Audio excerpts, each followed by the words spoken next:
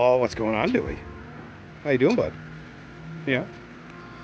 Oh, well here's the black car motor. So this is what we got going on. So F2's down there doing its thing. Oh, of course you gotta spin it. The case is, this is as far back as I can get that upper pulley, because at that point, even if I could sink this guy all the way back, all the way back into here, well, it doesn't matter because I'm not going to be able to actually get this to go any farther back. You got some, what do you got here? You got a Whipple setup, and you got a Magnuson setup. Looks like both with mast heads, LSR blocks. These look like they're going to definitely be nasty. That's pretty stuff right there. You can see where I'm locked in at.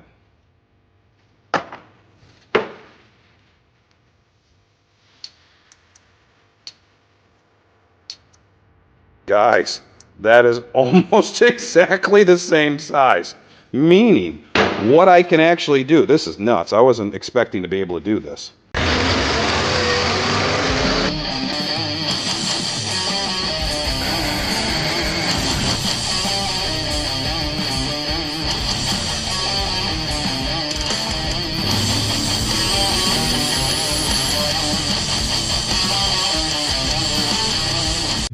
Hey, what's going on, you guys? Good morning, good morning. Taking a little ride out to Steve Morris Racing Engines. Been a little dead today at work and had some time to swing on out, so gonna say hi to Kyle, say hi to Steve, see what's going on, talk about some lifting, talk about some race car stuff. And me and Steve just talked a couple of days ago, and it sounds like they've been working on the procharged combination, or the Black Car's motor, which is kind of funny. I just started working on the 55. I just ordered up all the stuff to start making the fender well headers, and I don't know. We'll see how far along we are on the motor. Oh, what's going on, Dewey? How you doing, bud? Yeah. Oh, well here's the black car motor. So this is what we got going on. So F2's down there doing its thing. Oh, of course you got to spin it. And then we got pistons came in, so those are all good to go. We're doing looks like we're doing a flat top piston. Yep. And then upgraded wrist pins, they're good rings. Yeah, nothing too crazy. Camshaft. Whoop. Trying to get the box together here. Then we got camshafts in. It's a healthy cam for sure. Yeah, where are we at? Yeah, 283, 296, 772, 765. So it's a healthy cam for sure. But right now, we thought the machine work was done, or Steve thought the machine work was done. It's not. I sat and yip-yapped with Kyle for a little bit, and sounds like it's gonna be a couple of weeks until we can actually get to the machine work and all that stuff. So still fun to come on down, take a look-see around what's going around here, and it's busy for sure, man. They have got tons and tons of motors around here. Steve's in the back doing his thing, making some phone calls, but I can show you a couple of things here. I mean, you can see there's Dewey enjoying himself, but there's all kinds of goodies around here. Oh, and then like I said, just need to finish up. We need to double keyway the crank, and then we're going to double keyway the balancer as well. But I forgot about that. That was another thing that Kyle was talking to us about. And then, yeah, on this side, definitely some cool stuff. Looks like they got some Hemis that are going on here. So they're going down in this route. A little Banks small block. I think of like, Gale Banks or whatever that does all the diesel stuff.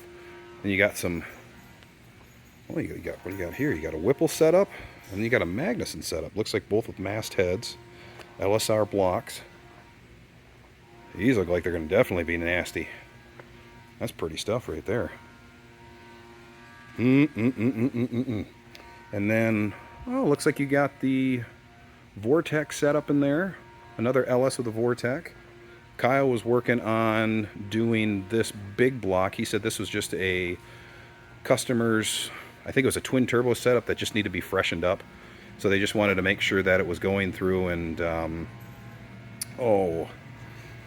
just making sure it's running good, RPMing good, and you don't have to worry about doing anything crazy with the turbos and putting them on because you already know what kind of power it makes. So it's just a nice, easy freshen up job. Yeah, like I say, Brodix aluminum block. I'm not sure what head it's got on it. Oh, it's got a set of Profiler Sniper X heads. Oof, that's nasty right there. I wouldn't mind getting my hands on something like that, but I'm going to wait for Steve to get off the phone and then go yip-yap with him. Oh, this is that, if you guys didn't see it, this thing, this big block here, was something that Steve kind of debuted with a new intake, and this thing screamed. This thing made like 1,300 horse or something like that. I mean, it was definitely a wicked combination there. And then, oh, let's see, what do we got over here? Oh, we got a front mount. That's got to be an F3 on that. Oh, that's a bad boy right there. Oh, look at this little guy.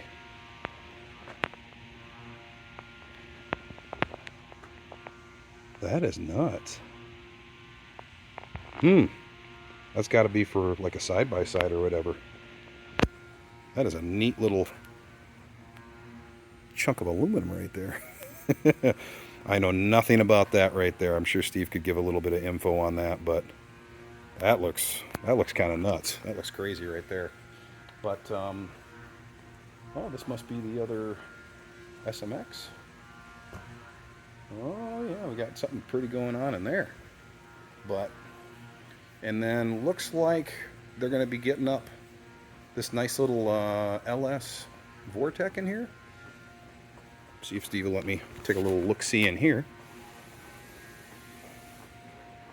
There's the man back there. Oh, you got a nice little LS here. Little procharged combination. Oh, what do we got on there? With an F2. Ooh, same blower I'm running. That's pretty. So you guys got to double check on his channel to be able to see what that thing is going to produce, but I guarantee that is going to make some serious steam right there. We are back on the road, headed back to the barn for a little while. Steve asked me if I would drop his crankshaft off. That is out of the SMX, the wagon. And he just wants to have it checked out, and I don't know if the guy's going to do any grinding on it because it seemed like it was in good shape. But it sounds like he's just going to have him take care of whatever he needs to take care of. Maybe just a nice polishing job or something like that. Not totally sure, but it's in my neck of the woods, so it's what you do for your friends. So we are going to head back to the barn. I think I'm going to swing by, get a little bit of lunch here, drop his crankshaft off, and yeah, see you in a second. All right, so we're back from Steve's. Got everything dropped off for him, checked out all the stuff, dropped off some money, all that. We're all good over there. I was shooting to have my all my tubing and all my header stuff that I need for this thing. Was supposed to show up today and it didn't, so gotta wait. But I'll show you all the stuff that I picked up and how I'm gonna make the fender well headers. But in the meantime, we are gonna take a look at this pulley system that's on this thing. And one of the things that Steve ended up telling me was we got to move this pulley back. Let me show you guys what we're talking about. So you can see exactly what's going on now. You see the gap that we have from the actual, now this isn't your harmonic balancer, but your timing pointer. You see how much distance we have here? Well, one of the big things that Steve was telling me was after we got done with the dyno, this has still got a small block Chevy snout on the crankshaft. And this being a Cali's CompuStar crank, or at least that's what I was told it was, they're still strong, but that's still a small block Chevy. The farther you take this pulley, this big boy here out, you're just anchoring on pulling that crankshaft up, and you'll shear off the front nose of the crankshaft, the snout of the crankshaft. So what I want to do is I'm going to take this off, and I want to see if I can get this whole assembly back. And one big thing is this is where the alternator was on this bracket. Everything's loose. Was on this bracket. I don't know why he put a two-belt system on it. That just doesn't make any sense. Because also the fact that I have only X amount that I can move the blower back. So being on the blower up here, I can only move this guy back so far. There is a spacer that is inside there. There's the spacer. So that's the front, and then that's the spacer right in there. So I can take that spacer out, and whatever distance that is, I can move that back. Also, what I was looking at is, you can see on this guy here, this dual V belt thing here. Well, the thing is, I can move the upper one back so far. Well, then it's going to also allow me to eliminate one of these. So I might buy a single V, but what I want to see is how far back can I actually move that guy there to move that back here.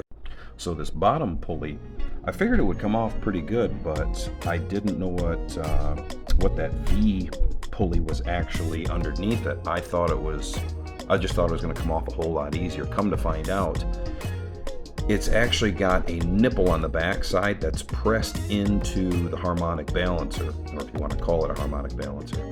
So what I had to do was basically just kind of do some gentle prying on it. I didn't want to bend anything because that, I'll call it the harmonic balancer. I know I'm probably getting it wrong here. I didn't want to bend it because it's only probably 1/4 of an inch thick, but came off okay. And then obviously this top one, this is all pretty straightforward. Just pop everything off, pull the pulley off, boom, boom, you're done. On to the next. See what we got to play with here. So I was curious to see, once I was finally down to this point, it is double keywayed, which is definitely a good thing with a blower. I mean, you'll snap that off just at that point. I was looking to see if there was any way of this being brought in or, I don't know, machined or something. And I'm not sure if, let me know what you guys think, but I'm not sure if, I know this is not a harmonic balancer, this timing marker. I know inside of the timing cover, inside here, that this portion that's in here, it doesn't sit all the way flush against the crankshaft. I'm wondering if this, initially, say you had a regular timing cover on it, like a close or something like that, this would actually mate all the way up against a normal crankshaft. It would go in until it bottoms out. If there's something inside of this that stops it and say it's a good inch out, well, then that's going to make this sit out even farther than what it is. Well, not what it is, why it is this far out, because I'd be hitting something inside here. So this is just going to bottom out against this lower crankshaft adapter for the belt drive. So I'm wondering if that thing's doing that, if I'm hitting against there. So what I'd have to do is figure out that depth and then take this off, and I got a friend who could machine this down for me to whatever size that I would need. So at that point, I have to figure out this. I got to figure out that top pulley down to the bottom pulley. I need to know where this is, as far back as it can go. I got a couple of nuts on here. These bolts are way too long now, and I got it all the way back as far as it can go. So that's as far back as this is going to go. I can't go any farther back unless somehow they make a deeper, physically deeper pulley, but that's as far back as I can get it. So what I got to do is put that pulley on, and one of the other things I'm thinking about is this thing is solid. I mean, this is a solid chunk of aluminum. Same guy that can do the machining on this, I can see if he can put this in the CNC, because I have, it's got all the 6 holes in it, everything it needs. I know this works really well. If he could basically machine this down to take away maybe the thickness of what this spacer was inside here, I can mic that out, or I can check that out with some calipers, figure out how thick that was, deduct it from here, and then I just put this thing on. If the case is, this is as far back as I can get that upper pulley, because at that point, even if I could sink this guy all the way back, all the way back into here, well, it doesn't matter, because I'm not going to be able to actually get this to go any farther back. So it might be the point of just machining off, let's just say, I don't know, 1/2 inch, 5/8 of an inch, 3/4 of an inch off of this, and basically making it that single V-belt, which is all I really need to run the alternator, if that's all I can get away with. I'd like to get more, but that's what I'm going to check right now. This guy that was actually behind that top pulley, when I got this whole motor, I also had this one. I mean, you can see the difference here. Well, I'm sitting here and I'm thinking about it, and I'm going, well, what if I find, you know, is this the same thickness as this? And I'm going, you know, wow, that's pretty close. And I was like, wait a minute, I got that other piece. And I was like, wow, that's really, really close. All of a sudden, I took these two, stuck them together, and I'm going, that is crazy close. At that point, I'm looking at it going, that is really, really close. So what I want to do now is I'm going to check this out. Now, doing this, okay, you can see where I'm locked in at.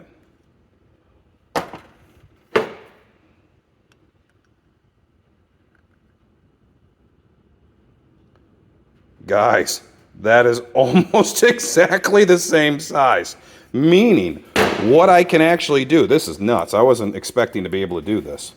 What I can actually do then is minus this guy, which was on the top pulley, right? Right. So if I put this in there, and I have this machined to the same thickness as this, that's minus this upper pulley. So it should put me dead nuts right where I need to be. So if that hypothesis is correct, let's go check it out. So we're going to put this one on the crank, put that lower pulley on, and then I'm going to check the belt. Let's try it. All right, so we're going to give this a try. Hopefully this will be made up. Ha! That's nuts. I did not think I was going to be able to actually have stuff here to line this up. I'm sure these bolts are going to be too freaking long. But regardless, if this will give me an idea of where we'll be at. Oh, no, I got one in. I didn't think I had one in.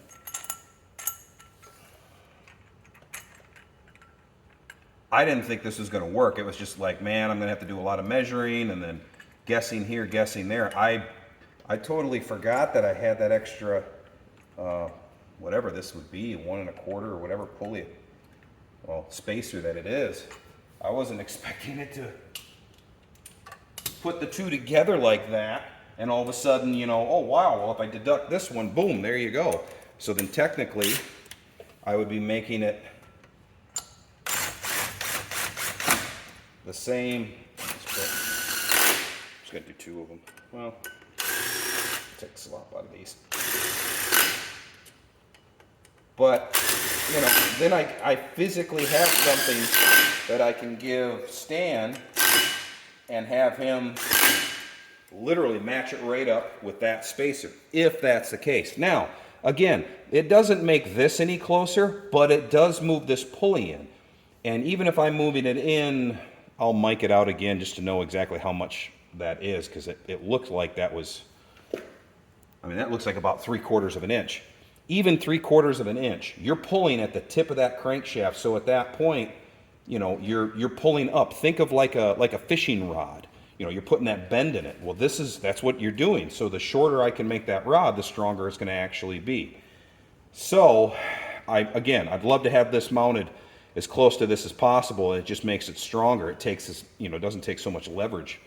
But hey, if this is what I got, so I'm going to throw this belt back on here, and let's see if that's what we're going to end up with. So let's back the camera up so you guys can kind of see the side shot that I'm doing here as well, and then we'll be able to kind of see together here. Guys, that's not bad. That's really not that bad. Hold on, I'm going to push this in a little bit here.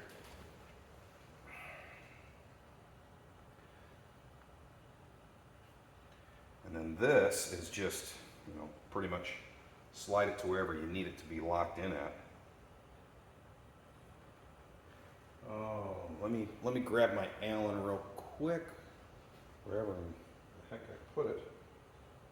But you hate it when you put down a tool and it's just like, I had it. I had it.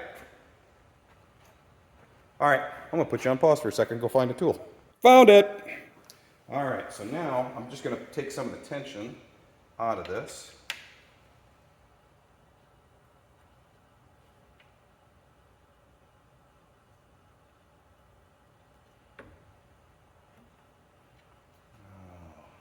I don't want to ride too far back, but if I can get her kind of right in the middle. There. And get this pretty much right in the middle.